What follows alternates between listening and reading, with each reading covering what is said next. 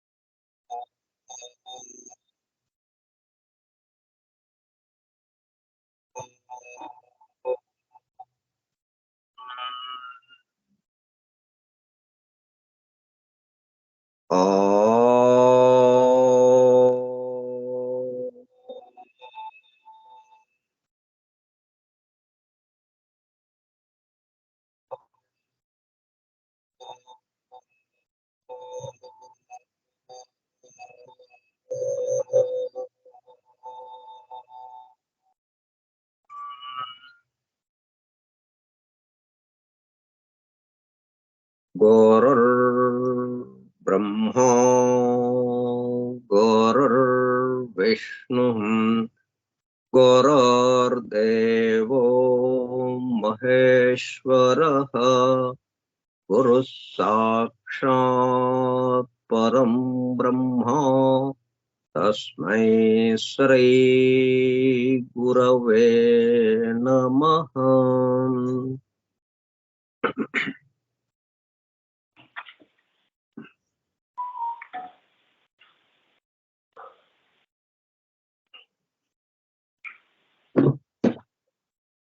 व्यासं वसिष्ठनप्तारं शक्ते पौत्रमकल्मषम् पराशरात्मजं वन्दे सुकतातं तपोनिधिम् शुक्लाम्बरधरं विष्णुं शशिवर्णं चतुर्भुजं प्रसन्नवदनं ध्यायेत् सर्वविघ्नोपशान्तये।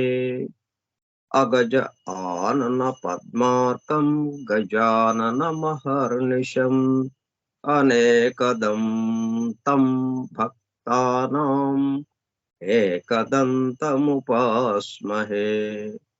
वक्रतुण्ड महाकाय कोटिसूर्यसमप्रभा निर्विघ्नं कुरु मे देव सर्वकार्येषु सर्वदा।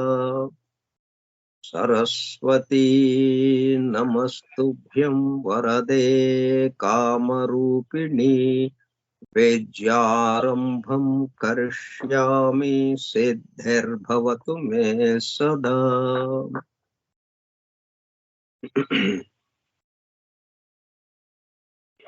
ॐ भूर्भुवस्सुवः ॐ तत्सवितुर्वरेण्यं भर्गो देवस्य धीमहि धियो यो नः प्रचोदयात्।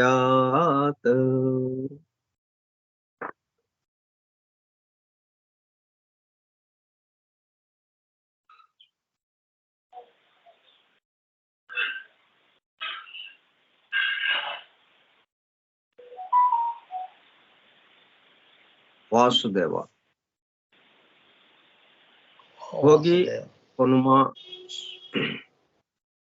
భోగి సంక్రాంతి కనుమ అనే 3 భాగాలుగా ఉన్నటువంటి సంక్రాంతి పండుగ సందర్భముగా సోదర సత్యాన్వేషక బృందమునకు శుభాకాంక్షలు. ఈరోజు ఈ పండగకి సంబంధించిన కొన్ని విశేషాలు తెలుసుకుందాం.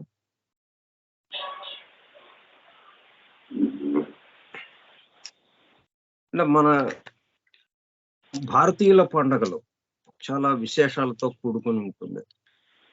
ముఖ్యంగా అంతరిక్షంలో జరుగుతున్నటువంటి మార్పులకి తగినట్లుగా, అంటే ఆ మార్పులు జరిగినప్పుడు ఒక అద్భుతమైనటువంటి శక్తి ప్రసారం జరుగుతూ ఉంటుంది. దానిని వినియోగించుకోవటం కోసం మన పండుగల రూపంలో మనకి మన మహర్షులు ఏర్పాటు చేసి ఆ రోజున ఏం చేస్తే బాగుంటుంది, ఎట్లాగా ఉండాలి మనం, అండ్ అలాగా ఉండడం వల్ల ఏమవుతుందంటే ఆ శక్తిని మనము గ్రహించటానికి, అంటే అటువంటి శక్తే మనలో కూడా ఉంది. మనలో కూడా ఆ మార్పులు జరుగుతున్నాయి. మన చుట్టూ ఏదైతే ఉందో సమస్తము మనలో కూడా ఉంది కాబట్టి మనలో జరుగుతున్న బయట ఏమేం మార్పులు జరుగుతున్నాయో మనలో కూడా ఆ మార్పులు జరుగుతున్నాయి. కానీ దాని పట్ల మనం ఎట్లా ఉన్నాము, కొంచెం నిద్రాణ స్థితిలో ఉన్నట్టుగా ఉంది. ఇప్పుడు ఈ పండగలు చేసుకోవటం ద్వారా ఏమవుతుంది, వాటి పట్ల మేల్కోవటం జరుగుతుంది. అప్పుడు మేల్కోవటం ద్వారా ఆ శక్తిని మనలో కూడా ఆ శక్తి ప్రసారం అవటం ప్రారంభిస్తుంది. తద్వారా మనం ఆ దైవానుభూతిలోకి వెళ్ళటానికి అవకాశం ఏర్పడుతుంది. అందుకు పండగలు ఏర్పాటు చేశారు, మనము ధరించడం కోసం.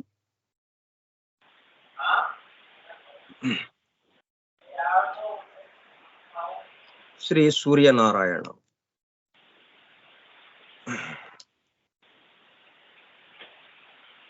ఇది ఒక న్యూస్ పేపర్ లో ఎడిటోరియల్ గా రాశారు, చక్కగా బాగుంది. ఇది చదివి వినిపిస్తాను. బతుకులో పండుగ కాని క్షణం ఏముంటుంది?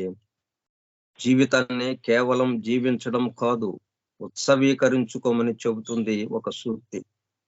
ప్రతి క్షణం పండగే మనకి అన్నట్టుగా ఉత్సాహం. పండగని ఎందుకు అంటున్నామంటే పండగ సమయంలో ఉత్సాహంగా ఉంటాం కాబట్టి, ఇలా ప్రతి క్షణము ఉత్సాహంగా ఉండండి అని చెప్పడం కోసం ప్రతి క్షణము పండగే అన్న సూక్తి కూడా వచ్చింది దీని నుంచి. కాకపోతే ఒక షరతు, మహాకవి చెప్పినట్టు మెరుపు మెరిస్తే, వాన కురిస్తే, ఆకాశమున హరివిల్లు విరిస్తే అవి మనకేనని ఆనందించే పసికూనలమైపోవాలి అందరం. ఆకాశంలో జరిగే, ఆ అంతరిక్షంలో జరిగే ప్రతి మార్పు మనందరి కోసం. ఈ సృష్టి మొత్తము ఏ విధంగా ఈ సృష్టిలో ఉన్న జీవుల కోసం పనిచేస్తూ ఉందో చూడండి.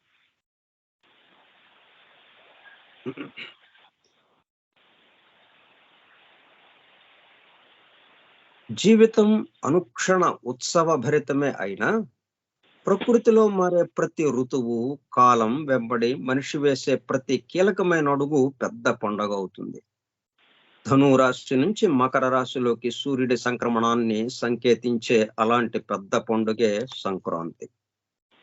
ఏటా నెల నెల రాశి విడిచి రాశిలోకి సూర్యుడు అడుగుపెట్టే ప్రతి సందర్భము సంక్రాంతి అయినా, సంక్రమణమంతం ప్రతి సూర్యుడు ఒక రాశి నుంచి ఇంకొక రాశిలోకి ప్రవేశించడాన్ని సంక్రమణము అంటారు. మకర రాశిలోకి ప్రవేశించినప్పుడు మకర సంక్రమణము, ధనురాశిలోకి ప్రవేశించినప్పుడు ధను సంక్రమణము, ధనుస్ సంక్రమణము అని ఇట్లాగా సంక్రమణము అని అంటాం.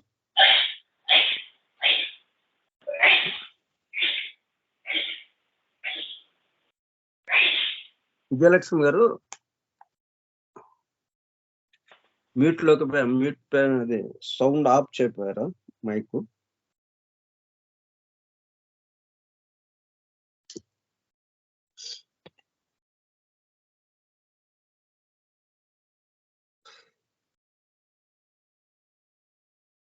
మకర సంక్రాంతి మాత్రమే ఎందుకు మైలురాయి అయిందంటే, 12 రాసులు మారుతున్నాడు కదా.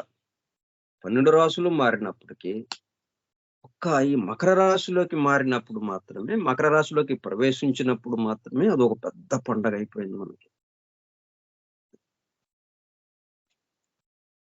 ఎందుకు మైలురాయి అయిందంటే, అప్పటికి మంచు పొరలు, చీకటి తెరలు క్రమంగా తొలగి వెలుగు వాకిళ్లు తెరుచుకోవడం మొదలవుతుంది. కొత్త పంట చేతికొచ్చిన ఆనందంలో పశువులు, పక్షులతో సహా ప్రకృతి సమస్తం భాగమై మనిషిలో కృతజ్ఞత ఉప్పొంగుతుంది. అలా ప్రతి ప్రాణితోనూ, చెట్టుతోనూ, పుట్టతోనూ తన ముడిని గుర్తు చేసుకునే సందర్భమే సంక్రాంతి. ఆ మాటకొస్తే ఏ పండుగైనా అంతే. చిత్ర విచిత్రమైన రంగవల్లులను తీర్చిదిద్దేది, కొత్త బియ్యపు పిండిని చీమల వంటి సూక్ష్మజీవులకు ఆరగింపు చేసి, భూతదయను చాటుకునేందుకేనని పెద్దలంటారు. ముగ్గులు పెద్ద పెద్ద ముగ్గులు మరి. వాకిలి మొత్తము నిండేటట్టుగా. మిగతా రోజుల్లో అదే చిన్న చిన్న ముగ్గులు వేస్తుంటారు. కానీ సంక్రాంతికి పెద్ద ముగ్గులు వేస్తుంటారు. ఆ బియ్యపిండిని ఆహారంగా ఉపయోగించే చీమలకు ఎంతో ఉపయోగంగా ఉంటుందది. ఒక్కోసారి తత్వం అడుగంటి తంతు మిగలడం కాలం చేసే మాయ. ఈ విషయం మనకి తెలియకపోవటం వల్ల ఏమైంది? బియ్యపిండి బదులుగా మళ్ళీ ఇంకొకటేదో వాడుతున్నాం. అంటే అది ఎవరికీ ఉపయోగపడని వస్తువది. ముగ్గు వేశామంటే వేశాం అన్నట్టుంటుంది. మనిషి ఊహలో తొలి దైవంగా ముద్రపడిన ప్రాకృతిక అద్భుతమే సూర్యుడు. ప్రత్యక్ష దైవం అని అంటాం సూర్యనారాయణుని. ఎందుకంటే ఆయన దైవానికి మొట్టమొదటి శిష్యుడు. ఎందుకని కృష్ణుడు యోగం గురించి మొట్టమొదటిగా ఎవరికి చెప్పాడు? చివరికి ఇప్పుడు అర్జునుడికి చెప్పాడు. కానీ మొట్టమొదటగా ఆయనేమన్నాడు? ఇమం వివస్వతే యోగం ప్రోక్తవానహం అవ్యయం. వివస్వంతుడికి చెప్పాను నేను. అంటే ఈ సూర్యుడికి యోగం గురించి, ఈ అధ్యాత్మ విద్య గురించి, బ్రహ్మ విద్య గురించి ఆయనకి చెప్పాను నేను. ఆ వివస్వంతుడు ఏం చేశాడు? వివస్వాన్ మనవే ప్రాహ మనురిక్ష్వాకవే అబ్రవీత్. అట్లా పరంపరగా వచ్చింది ఈ యోగం మన దాకా. మొట్టమొదటగా సూర్యుడు. కాబట్టి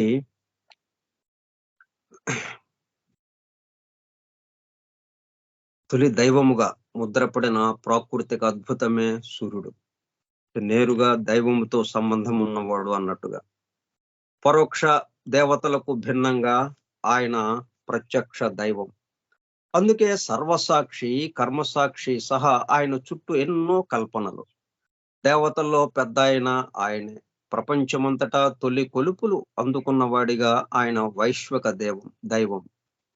దేవుడి గురించిన తొలి ఎరుక కలిగించిన ఆ మెరుపు మైమరపు ఋగ్వేదంతో సహా ఆదిమ కృతులన్నింటిలో నిసర్గ సుందరంగా వ్యక్తమవుతాయి. మధ్యధర సముద్ర ప్రాంతంలో ఒకప్పుడు ప్రధాన దైవమైన సూర్యుడికి మన పౌరాణిక ప్రసిద్ధుడైన నారాయణుని పేరు చేర్చిన ఫలితంగానే ఆయన సూర్యనారాయణుడు అయ్యాడని గుంటూరు శేషేంద్ర శర్మ అంటారు. ప్రపంచవ్యాప్తంగా సూర్యుడిని కొలవని దేశం లేదు. ఈజిప్ట్ లో గాని, గ్రీకులు గాని, ఎవరైనా సరే ఏ సంప్రదాయంలోనైనా చాల్డియన్స్ మొదలుకొని సరే, భారతదేశంలో సరే.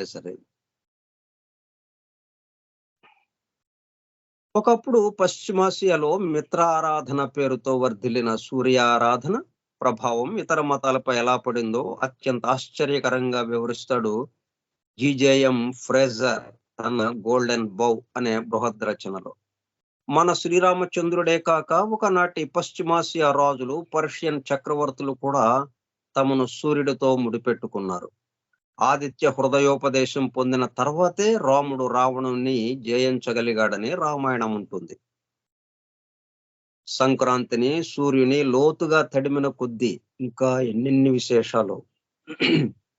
ఎందుకు ఈయన గురించి చెప్పుకుంటున్నామంటే, ఇప్పుడు మనం చేసుకుంటున్న ఈ సంక్రాంతి పండక్కి ఆయనకి ఉన్న అనుబంధం. అందువల్ల ఆయన గురించిన ఎంత వివరించుకుంటే అంతగా ఈ పండుగ యొక్క ప్రాముఖ్యత మనకి తెలుస్తుంది. సూర్యుడు దక్షిణాయనం నుంచి ఉత్తరాయణంలోకి ప్రవేశించే ఘట్టాన్నే మనం మకర సంక్రాంతిగా జరుపుకుంటాం. కానీ నిజంగా సూర్యుడికి గమనం అంటూ ఉంటుందా? భూమి సూర్యుడికి చుట్టూ ఒకంత వంపుతో తిరుగుతూ దూరము దగ్గర అవుతున్న క్రమంలోనే కాలాలు, ఋతువులు ఏర్పడుతున్నాయి. మకర సంక్రాంతిని ఇప్పుడు జనవరి 15న జరుపుకుంటున్నాం. కానీ క్రీస్తు శకం 1000లో డిసెంబర్ 31న, క్రీస్తు శకం 272లో డిసెంబర్ 21న జరుపుకునేవారట. అంటే ఇట్లా జరుగుతూ వస్తా ఉందన్నమాట ఇది. మరో 9000 సంవత్సరాల తర్వాత మకర సంక్రాంతి జూన్ నెలలో వస్తుందట. జ్యోతిష్ శాస్త్ర సంబంధమైన కాలగణనాలు ఇలాంటి విచిత్రాలను ఆవిష్కరిస్తే, శాస్త్ర విజ్ఞానం మరో రకమైన విలక్షణ దృశ్యానికి తెర తీసి ఒక్కోసారి వెన్నులో వణుకు పుట్టిస్తుంది. సూర్యుడు ఎంత పెద్దాయనంటే ఆయన వయస్సు 480 కోట్ల సంవత్సరాలకు పైనేనట. మరో 500 కోట్ల సంవత్సరాలు గతిస్తే తన చుట్టూ తిరిగే భూమితో సహా అన్ని గ్రహాలను తనలో కలిపేసుకుని ఓ తెల్లని మరుగుజ్జు నక్షత్రం గాను, ఆ తర్వాత నల్లని నక్షత్రంగాను మారిపోతాడట. ఇది పరిణామంలో జరిగే విషయాలకి సంబంధించి. ఆ లోపల తన కేంద్రంలో నిరంతరాయంగా జరిగే కోట్ల టన్నుల హైడ్రోజన్, హీలియంల కలయిక నుంచి లక్షల టన్నుల పదార్థం శక్తిగా మారిపోయే క్రమంలోనే మన మనుగడకు అవసరమైన వెలుగు, వేడి లభిస్తున్నాయి. శీతోష్ణాల నిర్విరామ ఘర్షణ నుంచే జీవి పుట్టి మనతో సహా అనేక ప్రాణుల రూపంలో పరిణామం చెందడం వేరే కథ. మన ఊహకు అతీతమే కాక మన నిత్య జీవన సంతోషాలకు ఏమాత్రమూ అడ్డురాని సూర్యుని వైశ్విక మూలాలను ఈ పండుగ వేళ మరి లోతుగా తడమడం ఎందుకు? ప్రకృతితో మమేకమై వెలుగు, వేడిలో స్నానిస్తూ ఈ క్షణాలను మధురం చేసుకుందాం. పొన్న, ఉల్లి, జాజి, సంపంగి, మల్లె, మంకెన, ములగ, ఆవ, వంగ, గుమ్మడి పూచాయలు ధరించే ఆ సూర్యనారాయణుడికి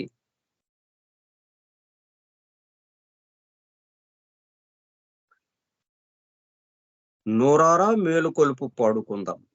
కవయిత్రి కుప్పిలి పద్మ అన్నట్టు ఒక కుమ్మడిగా పండుగను పిలిచేందుకు ఈ చేతులతో చుక్కల ముగ్గుల్ని, రంగుల చామంతుల్ని పూయిద్దాం. ఎక్కడెక్కడి చుట్టాలను ఏడాదికొక చోట కలిపే సారంగధర మెట్ట మీది తనివి తీరని తిరునాళ్ల పుట్టినిల్లు జ్ఞాపకాల నెగడు దగ్గర చలి కాగుదాం. చెట్టుకొకరుగా, పుట్టకొకరుగా, తుప్పల వెంట, పుంతల వెంట పడి తిరుగుతూ ముళ్ళు గుచ్చుకోకుండా, ఒక్క మొగ్గని తెంపకుండా, ఒక్క పువ్వును వదలకుండా మృదువైన పూల వేట సాగిద్దాం.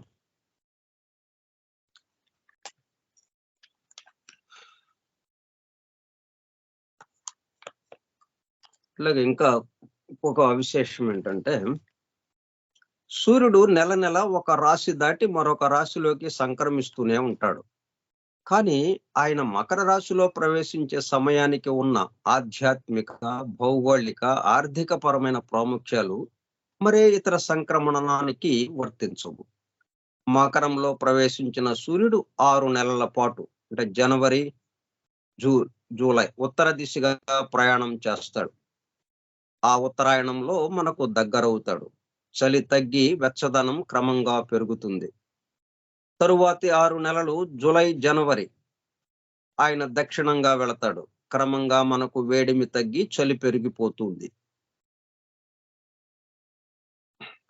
ఆధ్యాత్మిక పరంగా కూడా ఉత్తరాయణం పుణ్యకాలం. ఉత్తరాయణంలో శరీరం ఛేదించిన బ్రహ్మవేత్తలు అర్చిరాది మార్గాన ప్రయాణించి బ్రహ్మ సాయుధ్యం పొందగలరని భగవద్గీత చెబుతుంది.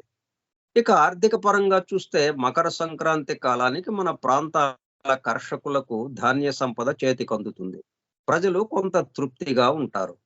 గ్రామాలు, ముఖ్యంగా సంపన్న గ్రామాలు కళకళలాడుతూ ఉంటాయి. ఆర్థిక పుష్టి ఉన్నప్పుడు సాంస్కృతిక సమృద్ధి కూడా సాధారణంగా అనుసరించి వస్తుంది. సంక్రాంతి సమయం సాంప్రదాయంగా సమకూరుస్తూ వస్తున్న కళలకు ముఖ్య కారణాలు 3. 1 దైవానుగ్రహం వల్ల కలిగిన వర్షపాతం, శీతోష్ణ స్థితుల ఆనుకూల్యం. 2 చెమటోడ్చిన కర్షకుల, కార్మికుల శ్రమశక్తి. 3 పశుగణం అందించిన సహకారం. అందుకే 3 రోజుల పెద్ద పండుగ జరిపి కొంత సమయం దైవారాధనకు, మరికొంత సమయం రైతన్నలు, వాళ్ళ కుటుంబీకులు, సహాయకుల సరదాలకు, ఉత్సాహ ఉల్లాసాలకు, 3వ రోజు పశువుల పండుగకు కేటాయించే సంప్రదాయం ఏర్పడినట్టు కనిపిస్తుంది. ఇహమే కాక పరం కూడా ఒకటి ఉన్నది కదా. డబ్బు చేత ఉన్నప్పుడు అంతో ఇంతో దాన ధర్మాలు, అందున పుణ్యకాలంలో చేస్తే జన్మాంతరంలో కూడా మేలు. అందుకే ధనం చాలకపోతే కనీసం పెరట్లో కాసిన గుమ్మడికాయన్న, కూష్మాండం అంటారు దాన్ని, దానం చేసే ఆనవాయితీ ఏర్పడింది. కాలగతిలో ఇతర ధనార్జన మార్గాలు సమకూరి జాతీయ ఆదాయంలో వ్యవసాయ ఆదాయము పాలు 80% నుంచి 18% పడిపోవటం వల్ల పెద్ద పండుగ ప్రాభవం ఇప్పుడు నిస్సందేహంగా కొంత తగ్గింది. అయినా హెచ్చు తగ్గులు ఉండవచ్చేమో కానీ మనిషికి పాడి పంటల అవసరం ఉన్నన్నాళ్ళు సంక్రాంతి పండుగ ప్రాధాన్యం కొనసాగుతూనే ఉంటుంది.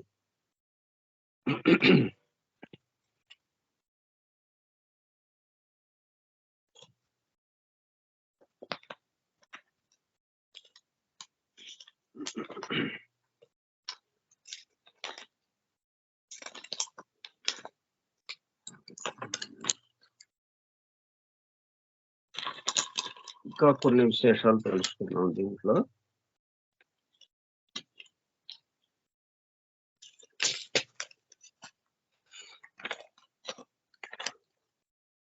భారతీయులు, అందులోన దాక్షిణాత్యులు, ముఖ్యంగా తెలుగువారు సంక్రాంతిని ఎంతో వైభవోపేతంగా చేసుకుంటారు.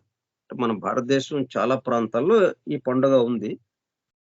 తమిళులు దీన్ని పొంగల్ అని, పంజాబీలు లోహ్రి అని, ఒక్కొక్క ప్రాంతంలో ఒక్కొక్క పేరుతో ఈ పండుగని ఎంతో చక్కగా చేసుకుంటూ ఉంటారు, ఎంతో వైభవంగా. ఆడపడుచులు, అల్లులతో సహా సంక్రాంతికి మాత్రం తమ స్వగ్రామాలకి చేరుకుంటారు అందరూ. సంక్రాంతి వైభవం అంతా పల్లెలలో చూడాలి. సంక్రాంతి పండగ సమయానికి పంటలు ఇంటికి వచ్చి రైతులు, వ్యవసాయ కూలీలు, గ్రామంలో ఉన్న అందరూ కూడా పచ్చగా ఉంటారు. ఇదంతా ఎట్లా జరిగింది? ఒక్క సూర్యుడి వల్ల.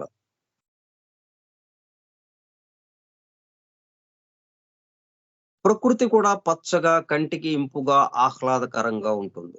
పొలం పనులు పూర్తి అయి కాస్త విశ్రాంతి తీసుకునే వీలుండడంతో సందడి, సంబరాలు తమకి ఇంతటి భద్రత కలగటానికి మూలమైన భూమిని, రైతులను, కూలీలను, పాలేర్లను, పశువులను, పక్షులను అన్నింటికీ కృతజ్ఞతగా తెలియచేయటం. తమ సంపదను సాటి వారితో, బంధుమిత్రులతో పంచుకోవటం ఈ వేడుకల్లో కనబడుతుంది. భారతీయులు చాంద్రమానంతో పాటు కొన్ని సందర్భాలలో సూర్యమానాన్ని కూడా అనుసరిస్తారు. అటువంటి వాటిల్లో ప్రధానమైనది మకర సంక్రమణం. మకర సంక్రమణంతో సూర్యుడి గమనం దిశ మారుతుంది. అప్పటి వరకు దక్షిణ దిశగా నడిచిన నడక ఉత్తర దిక్కుగా మళ్ళుతుంది.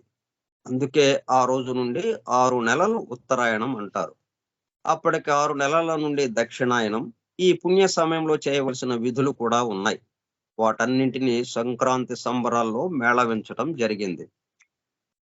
అంతరిక్షంలో జరిగే ఖగోళ విశేషాలను అనుసరించి, ఇది మనకు ప్రధానమైనది. అంతరిక్షంలో జరిగే ఖగోళ విశేషాలను అనుసరించి ప్రకృతిలో వచ్చే మార్పులకు అనుగుణంగా మనుషులు చేయవలసిన పనులను పండుగ విధులుగా చెప్పటం మన ఋషుల ఘనత. అందించిన వాళ్ళు మన ఋషులు. అవి మనిషి వ్యక్తిగత, కుటుంబపరమైన, సామాజిక క్షేమాలను కలిగించేవిగాను, ఖగోళ, ఆయుర్వేద, ఆర్థిక మొదలైన శాస్త్ర విజ్ఞానాన్ని అందించేవిగా ఉంటాయి. ఆధ్యాత్మికంగా ఉన్నత స్థాయికి ఎదగటానికి సహాయం చేసేవిగా ఉంటాయి. మన పండుగలు బహుళార్థ సాధక ప్రణాళికలు. అన్నింటినీ సమీకరించి ఎప్పుడు ఏం చేయాలో చక్కగా చెప్పారు మన ఋషులు. సంక్రాంతిని పెద్ద పండుగ అంటారు. చాలా పెద్ద ఎత్తున చేసుకోవటంతో పాటు ఎక్కువ రోజులు చేసుకుంటారు. సంక్రమణం జరిగే రోజు పండుగ, ముందు రోజు భోగి, 3వ రోజు కనుమ. నెల పట్టడం. సూర్యుడు ధనురాశిలో ప్రవేశించినప్పటి నుండి ధనుర్మాసం అంటారు. అది డిసెంబర్ 15వ తేదీ కానీ 16వ తేదీ కానీ అవుతుంది. అప్పటి నుండి మకర సంక్రమణం వరకు, అంటే జనవరి 14వ తేదీ వరకు కానీ 15వ తేదీ వరకు కానీ ఉండే ధనుర్మాసం అంతా ప్రత్యేకంగానే కనబడుతుంది. దీనిని నెల పట్టడం అని అంటారు. అంటే ఈ నెలంతా ఒక ప్రత్యేకమైన పద్ధతిని పాటిస్తామని చెప్పటం. ఇళ్ల ముందు ఆవు పేడ, కళ్ళాపిలో అందంగా తీర్చిదిద్దిన రంగవల్లికలు, ఆకాశంలో నుండి క్రిందికి దిగి వచ్చినట్టు కనపడే చుక్కల ముగ్గుల మధ్యలో కంటికింపుగా దర్శనమిచ్చే గొబ్బెమ్మలు, గొబ్బెమ్మల పైన అలంకరించబడి పలకరించే బంతి, చామంతి, గుమ్మడి పూలు, వాటిని తొక్కకుండా హరిలో రంగహరి అంటూ అందరినీ తన మధురగానంతో మేలుకొలుపుతున్న హరిదాసులు, వారు వెళ్ళగానే అయ్యగారికి దండం పెట్టు, అమ్మగారికి దండం పెట్టు అంటూ గంగిరెద్దుల నాడించే వారు, జంగం వారు, బుడబుక్కల వారు తమ కళా నైపుణ్యాన్ని ప్రదర్శించే ఎంతో మంది జానపద కళాకారులు అదొక కలకలం, అదొక కళా విలాసం. ఈ నెల అంతా విశిష్టాద్వైత సంప్రదాయాన్ని అనుసరించేవారు తిరుప్పావై లేక శ్రీవ్రతం లేక స్నానవ్రతం అనే దాన్ని ఆచరిస్తారు. ద్వాపర యుగము చివరలో గోపికలు ఆచరించిన ఈ వ్రతాన్ని గోదాదేవి ఆచరించి శ్రీ రంగనాథుని వివాహం చేసుకుని ఆయనలో సశరీరంగా లీనమైంది. వైష్ణవ దేవాలయాల్లో తెల్లవారుజామునే కృష్ణుని అర్చించి బాలభోగంగా నివేదించిన ప్రసాదాన్ని తెల్లవారక ముందే పంచిపెడతారు. ప్రకృతిలో భాగమైన సర్వజీవులు స్త్రీలు. వారు పరమ పురుషుని చేరుకోవటం కోసం. ప్రకృతిలో భాగమైన సర్వజీవులు స్త్రీలు. ఇక్కడ మనం పురుషుడు స్త్రీగా ఉన్నప్పటికీ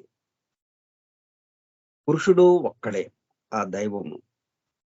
మిగతా సమస్తము స్త్రీలుగా ఉంటుంది. వారు పరమ పురుషుని చేరుకోవటం కోసం చేసే సాధన మధుర భక్తి మార్గం. దానికి ప్రతీక అయిన గోదాదేవి చేసిన వ్రతాన్ని ఈ నెల రోజులు సాధకులు, భక్తులు అందరూ ఆచరిస్తారు. ఆండాళ్ళు తల్లి ఆ రోజుల్లో గోపికలుగా భావించుకున్న తన చెలులను వ్రతం చేయటానికి స్నానం చేద్దాం రమ్మని మేలుకొలుపుతుంది. ఇప్పుడు ఆ పని హరిదాసులు చేస్తున్నారు. అసలు ప్రధానమైనది సంక్రాంతి, అంటే సంక్రమణం జరిగే రోజు, సూర్యుడు మకర రాశిలో ప్రవేశించే రోజు. ఈ పుణ్యకాలంలో దానాలు, తర్పణాలు ప్రాధాన్యం వహిస్తాయి. ఈ సమయంలో చేసే దానాలకి ఎన్నో రెట్లు ఎక్కువ ఫలితం ఉంటుంది. దానికి కారణం, ఈ 3 రోజులు పాతాళం నుండి వచ్చి భూమిని పరిపాలించమని శ్రీ మహావిష్ణువు బలి చక్రవర్తికి వరం ఇచ్చారు. కనుక బలి తనకి ఇష్టమైన దానాలు చేస్తే సంతోషిస్తాడు. అందులోనూ గుమ్మడికాయను దానం చేయటం మరీ శ్రేష్టం. గుమ్మడిని దానం చేస్తే భూగోళాన్ని దానం ఇచ్చినంత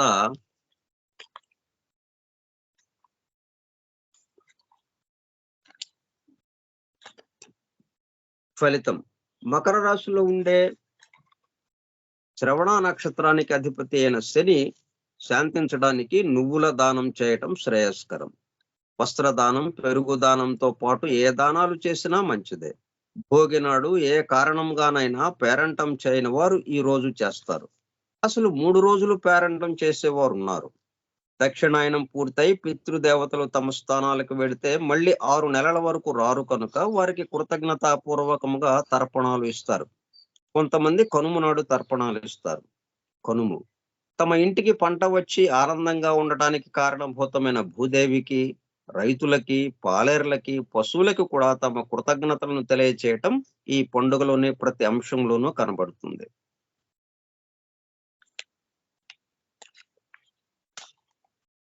కనుమని పశువుల పండుగ అని కూడా అంటారు. ఈ రోజు పశువుల శాలలను శుభ్రం చేసి, పశువులను కడిగి, కొమ్ములకు రంగులు వేసి, పూలదండలను వేసి ఊరేగిస్తారు.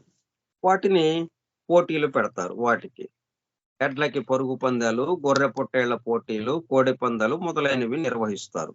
పాలేళ్లకి ఈ రోజు సెలవు. వాళ్ళను కూడా తలంటు పోసుకోమని కొత్త బట్టలిచ్చి పిండి వంటలతో భోజనాలు పెడతారు. సంవత్సరమంతా వ్యవసాయంలో తమకు సహాయం చేసిన వారి పట్ల కృతజ్ఞత చూపటం నేర్పుతుంది ఈ సంప్రదాయం. పక్షులు వచ్చి తమ పంట పాడు చేయకుండా ఉండేందుకు, పురుగులను తిని సహాయం చేసినందుకు వాటికి కూడా కృతజ్ఞత ఆవిష్కరించేందుకు వరి కంకులను తెచ్చి చక్కని కుచ్చులుగా చేసి ఇంటి ముందు వసారాలలో కడతారు.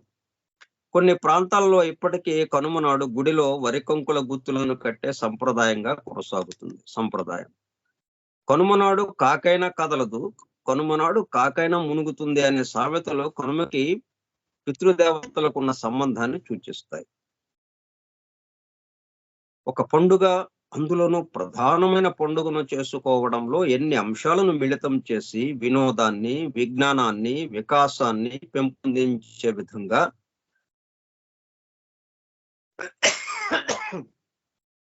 ఆధ్యాత్మిక పరంగా దైవానికి దగ్గరయ్యే విధంగా ప్రయోజనాత్మకంగా రూపొందించారో మన పెద్దలు. ఇంటికి సంబంధించిన ఈ పండుగకి సంబంధించినటువంటి విశేషాలు.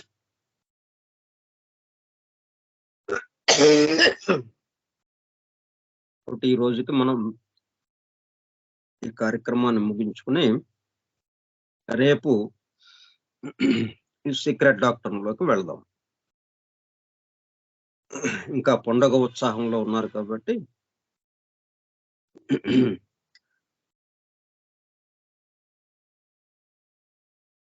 ఈ రోజుకి ముగించుదాం ఇది. స్వస్తి ప్రజాభ్యః పరిపాలయంతాం న్యాయేణ మార్గేణ మహిం మహిషాః ఓ బ్రాహ్మణేభ్యః శుభమస్తు నిత్యం లోకాః సమస్తాః సుఖినో భవంతు లోకాః సమస్తాః సుఖినో భవంతు లోకాః సమస్తాః సుఖినో భవంతు. ఓం శాంతి శాంతి శాంతి. అందరికీ ధన్యవాదములు. పండుగ శుభాకాంక్షలు.